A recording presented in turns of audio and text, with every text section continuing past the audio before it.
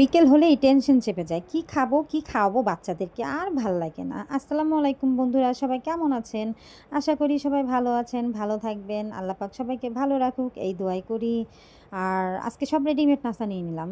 আর প্রতিদিন তো বাসায় নাস্তা বানাই, আর ভালো লাগে না। কতই আর কষ্ট করি, আজকে না হয় একটু কম কষ্ট করি। সেই জন্য রেডিমেড নাস্তা নিয়ে নিলাম। আর সব কাজী ফার্মের নাস্তা, কাজী ফার্মের নাস্তাগুলো খেতে খুব দারুণ লাগে, ভালো লাগে। তো চিকেন, ফ্রেঞ্চ ফ্রাই আর পাঁপড় আমার বাচ্চাদের খুবই পছন্দ, সেজন্য আজকে এগুলোই খাওয়াবো ওদেরকে। তো ভাজা হতে হতে আমি কিছু কথা বলবো। ভিডিও বানানো খুব খারাপ কাজ না, ভিডিও অনেকেই বানায়, হাজার হাজার কোটি কোটি মানুষ ফেসবুকে ভিডিও বানায়, আপলোড দেয়। তো সেই জন্য আমিও একটু দিচ্ছি, আমারও ভালো লাগে, দেখে ভালো লাগলো।